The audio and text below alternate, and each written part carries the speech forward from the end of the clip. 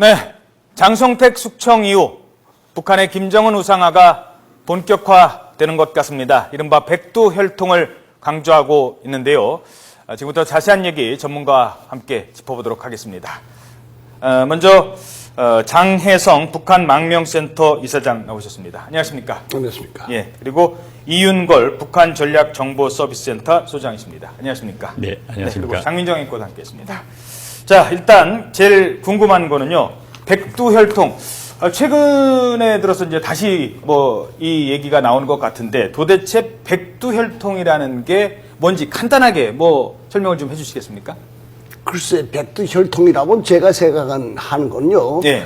김형직이, 김일성이, 그 다음 김정일이, 그 다음 김정은이 그러니까 번가지로 내려오는 걸 백두혈통이라 하지 않겠는가 생각되는데. 예. 그 위에 평일이랑 사실 저희 대학 동창이 됐는데 평일이랑 다 그 격가지라 해서 혈통으로 치지도 않더라고요. 예, 오로지 이제 예. 그러니까 꼭대기까지 올라간다면 김웅우, 김보현이, 그 다음에 김형직이, 그 다음에 김일성이 쭉 이렇게 내려오는 거죠. 예. 그러니까 외골수로 내려오는 것만 백두혈통이고 그 옆에까지는 김영주까지도 다 격가지로 보더라고요. 그러니까 자기 친족만 쭉 이렇게 얘기하는 건데. 조금 더 가미한다면 예. 김일성이 살아있고 김정일이 살아있을 때까지만 해도 만경대 가문이라는 순혈통이라는 말을 쓰고 있었습니다. 만경대 그러다가 예. 그때 당시에는 백두산 혈통 자체는 뭐냐면 항일빨치산 김일성 친설부대에 관련돼 있던 사람들이 바로 우리식으로 말하면 신라에서 성골하고 진골을 나눈다면 예. 성골은 쉽게 말해서 만경대 가문이죠. 그러다가 백두산 혈통은 쉽게 말해서 지금 투사들, 항일 투사들, 김일성 친설계열만 이걸 통틀어서 말아냈는데 네. 김정일이 죽고 나서 지금은 김정은은 아버지를 더 부각시켜야 될 거 아닙니까? 그렇죠. 할아버지보다. 예. 그때부터 아버지는 고향이 사실은 러시아인데 지금 백두산으로 바꿨지 않았습니까? 서백산으로. 그렇죠. 그때부터 백두혈통이라는 말을 쓰고 있는데 그것도 결국은 만경대 가문이자 김웅으로부터 전주 김씨. 이 전주 김씨라는 말도 사실은 김일성이 회고록에서도 처음부터 썼거든요. 예. 그래서 그런 혈통을 소위 혁명가 계통이다. 다시 말해서 김일성 민족, 김정일 조선의 기본 왕조 계통이라고 예. 그러니까 생각합니다. 다른 사람들은 넘보지 마라. 오로지 김정은만이 이 백두혈통의 유일한 그쵸, 승계자다. 후계자다. 예, 세습할 수 있다. 이런 걸 지금 얘기잖아요. 북한 사회 의식적으로 주민들은 인정을 합니까? 그런 부분을? 글쎄, 지금 지금 북한 사람은 배고파 죽겠는데, 그게 백두혈통이라면 해를 터이고, 말래 말고, 그게 크게 관계 있겠는가 하는 겁니다. 예. 이 사람들은 오히려 김정은의, 이 사람들이 자기네, 그러니까 권력을 잡아야 될 당위성을 선전하기 위해서 자꾸 무슨 백두혈통이다 뭐이다 하는데, 다른 사람들이야 백두혈통이라면 혈통이고, 무슨 어디면 다른데 혈통이라면 혈통이고, 인민들만 잘 먹게 해주고, 나라만 잘 살게 해주면 되지. 그게 무슨 상관입니까? 예. 자, 그런데다가 요즘에는 신격화까지 시켜요. 옛날에는 맨손으로 김일성이 호랑이를 때려잡고 그런 얘기가 있었다면 지금은 김정은이 어디를 갔는데 돌고래가 나타나서 춤을 췄답니다. 김정은을 보고 환영을 하는 제주를 부렸다. 이런 식의 얘기를 하는데 그런 거를 주민들한테 계속 주입을 시키면 주민들은 믿습니까? 지금은 잘 안 믿겠죠. 이전에만 한 80년대 이전만 해도 예. 소위 김일성, 김정일 우상화를 할 때만 해도 사람들은 외부와 정보가 거의 닫혀 있는 상태고 예. 근데 지금 거의 디지털화 시대로 넘어갔고 중국과의 교류가 이전보다 훨씬 많습니다. 예. 지금 상황에서는 우선 관심이 없고 두 번째로는 잘 믿지도 않죠. 그러나 그것을 해야지만 사람들이라는 게 의연중 무의식 중에 북한 체제를 반대하려고 그러다가도 아니지 일단 내가 죽을 수 있지 이러한 사회적 어릴 때부터 세뇌 교육을 위해서 이런 것들을 만들어 그런 것들은 애들한테 교육을 하는 거죠. 예. 네. 그러면 이런 거 말고도 또 있습니까? 좀 황당한 얘기지만 신격화. 황당한 얘기는 부식이 다 황당한 얘기죠. 예. 제대로 그럴듯하다. 예. 그렇게 생각되는 게 있습니까? 예. 바른대리에서 김정은이가 3살 때부터 무슨 권총을 쐈다는데 아, 그 3살 때부터 권총 쏘고 7살에 3살 때 권총 운전도 하고. 3살 때 운전도 하고. 6살 때부터 뭐 예. 일곱 그걸 다면 사실 정말 김정은이 3살 때부터 권총 그렇게 잘 쐈다면 사격 선수식에서 국가대표를 얻으면서 그 올림픽 같은 데 내보낼 거지. 나라 지도자는 무슨 뚱딴지 같은 나라 지도자입니까? 예. 또 운전 잘했다면 어디 저 자동차 정비 사업소에 보내서 그 자동차 네. 정비나 하게 하지 무슨 나라 지도자인가요? 예. 이거 좀 애초에 남이야 어떻게 생각하려면 생각하고 말래 말고 우리는 냅다 불어도 된다. 그런 것 같아요. 그게 완전히. 계셨을 때는요, 그런 신화들 믿으셨어요? 아니 믿기를 어떻게 믿겠습니까? 믿지 않으셨어요? 김일성이 죽은 다음에 한 가지만 딱 세려둡시다. 예. 김일성이 죽은 다음에 대동강 금성리라는데 거기 저 김일성이 여러 번 왔다 갔다 한 곳인데 거기 그 현지 저 사적비라는 게 있는데 거기 앞에 제비가 몇백 마리가 아침부터 제비가요? 다음 해 예. 95년도 7월 8일 날에 제비가 그 아약 한가득 지금 앉았다. 근데 뭐 어떻게 된 건지 머리를 푹 숙여서 그 날아가질 않는다. 이 빨리 좀 와서 이거 좀 취재해달라. 중앙텔레비에 왔는데 이걸 믿을 사람이 누가 있습니까? 그런데 일단 그 중앙텔레비에서는 바꾸선 안 나갈 수는 없거든요. 예. 그래 나가니까 다 날아났다. 왜 이제 왔는가? 대동굴에서 평양까지 얼마나 그렇게 멀다면 멀고 가깝다. 적어도 한 4-50km 이상은 돼요. 그렇죠. 근데 나가니까 아무도 없는데 왜 이제 왔는가? 아하. 다 금방 전에 다 날아가지 않는가? 이런 날거짓말을 하는데 어느 오기 전까지만 해도 있었는데. 예, 그렇죠. 예. 그 사람들이 얘기하는데, 그러니까 그 지금 사람들은 그 나가는 사람도 믿지 않고, 그 다음에 그 하는 사람들도 또 뭐 자기는 알겠습니다. 뭘 내려면서 그런 거죠. 예. 자, 그러면 이 백두혈통의 여인들입니다. 백두혈통을 이어져 오는 여인들의 얘기를 좀 해봐야 되는데요. 김경희, 리설주. 지금 행방이 묘연하다고 합니다. 김경희는 당초 이제 몸 건강 이상설도 있었고, 장성택이 채용됐을 때 과연 어떻게 됐을까? 일단 김경희에 대해서 혹시 뭐 관련 정보 있으십니까? 네, 어떻습니까? 김경희는 지금 작년 9월 달부터 지금 공식 석상이 나타나지 않는데 예. 우리 최근 정보에 의하면 김경희는 건강이 되게 안 좋은 걸로 눈까지 나빠진 상황으로 알고 있고요. 예. 제가 보기엔 이설주 자체도 이설주가 나오게 된 배경을 간단히 분석해 보면 예. 이설주는 지금 항상 북한에서 좋은 일 또는 예. 소위 큰 경축 행사 이런 데만 많이 나왔습니다. 그렇죠. 이설주 얘기를 해보도록 근데 하죠. 지금 나와서 좋지 않은 분위기잖아요, 지금. 예. 이런데 이설주가 나올 상황은 별로 아니고, 예. 지금 상황에서 내 생각에는 오히려 이설주가 김경희를 간호할 수 있는 가능성이 옆에서, 예. 왜냐하면 지금 내 생각에는 이번에 장성택 수석 자체도 여러 가지 설들이 있지만, 예. 본질적인 의미는 김경희 건강이 아주 경각에 다다랐기 때문에 이러한 일을 할 수밖에 없는 상황에 처한 것이 가장 중요한 결정적 요인이라고 보거든요. 예. 그런 상황에서 아마도 김정은이나 특히 이설주가 옆에서 간호할 수 있는 가능성이 저는 적용은 더 높다고 생각합니다. 예. 일각에서는 요즘에 이제 리설주가 장성택 숙청과 뭐 연관이 있다. 루머입니다. 아직은 뭐 이게 그냥 루머입니다만 그런 게 떠돌아다니는데 어느 정도 그 뭐 관련성 이런 게 좀 보이십니까? 저도요, TV, 여기만, 그 아니고 여러 TV가 예. 많잖아요. 예.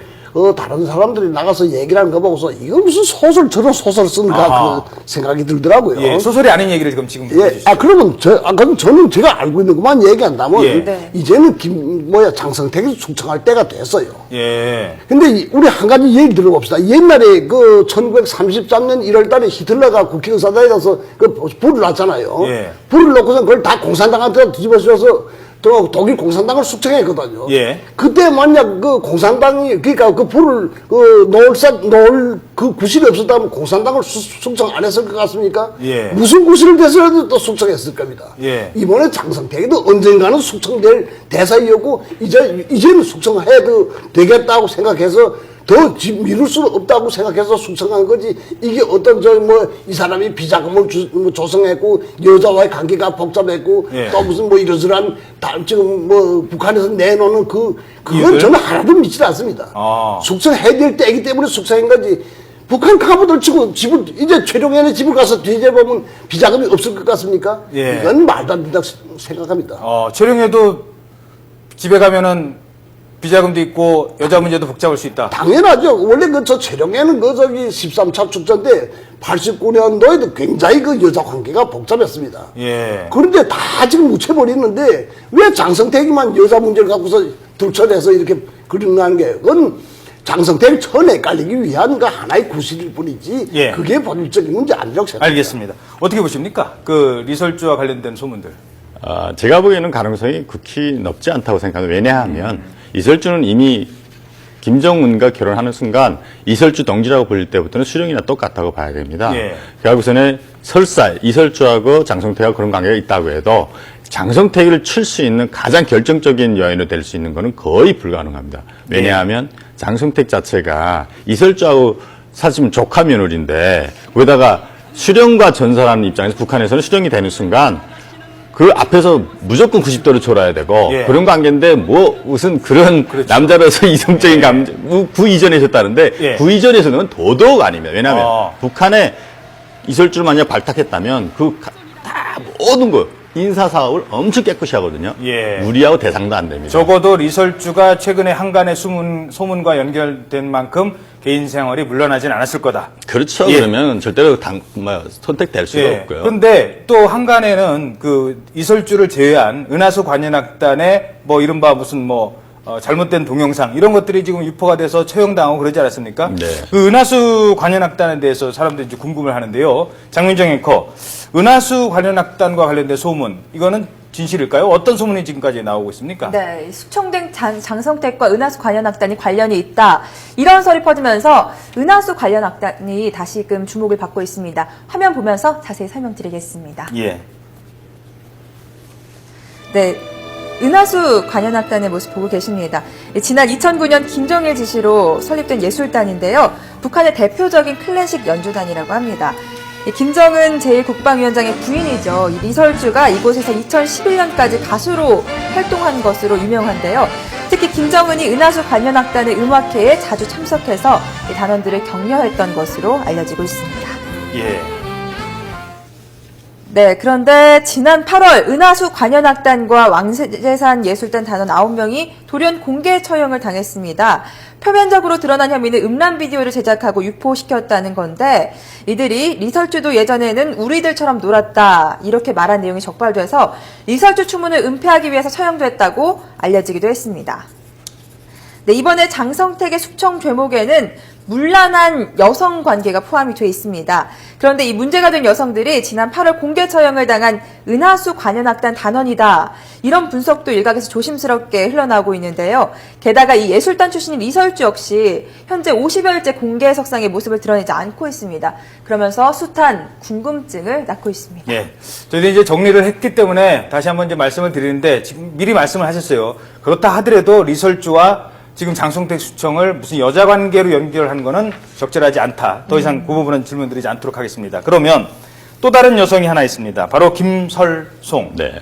김정은의 배다른 누나거든요. 김설송이 그러니까 적어도 장성택을 표현이 좀 그렇습니다만 칠 정도면 김설송급은 돼야 된다라는 주장이 있습니다. 여기에 대해서 어떻게 보십니까? 저는 충분히 가능성이 있다고 이미 아하. 제가 김정일 유수와 김정은의 미래라고 쓴 책에서 아하. 이미 언급했고 예. 그 책에서 이미 장성택이 이렇게까지 오늘 이처럼 예. 제거당할 수밖에 없을 거다고 역사 무대에 사라질 거라고 이미 썼댔고 예견을 하셨군요. 예, 그 김설성에 관련해 가지고는 제가 TV조선이나 방송 나갔을 때도 이미 이 문제를 정파 문제와 관련해 가지고 장성택이 이제 분명히 사라질 거고 예. 이걸 뒤에서 할 만한 사람은 김설성밖에 없을 거고 최근에 근거가 뭡니까? 김설성에 대해서 제가 나름대로 추적을 많이 했고요. 예. 북한에 있을 때부터 김설성이 우리가 나이 연대가 비슷합니다. 예. 그래서 조금 구체적으로 여기서 밝히긴 좀 그런데 예. 직접 얘기해 준 사람도 그렇고 제가 또 회사님 계실 때 알만한 사람들 통해서 들어본 데 의하면 예. 실질적으로 김설성이는 북한 내에서 지금 김정은을 앞으로 뒤에서 보필할 김경일을 대신할 사람이라고 김정일의 유세도 나와 있고 예. 지금 그의 경력이나 당 조직 경력이나 여러 가지 북한에서의 각 분야에서 활동한 경력, 그다음에 김일성의 실지 선자, 예. 그다음에 선주죠, 선주, 그다음에 김정일의 딸, 예. 친딸.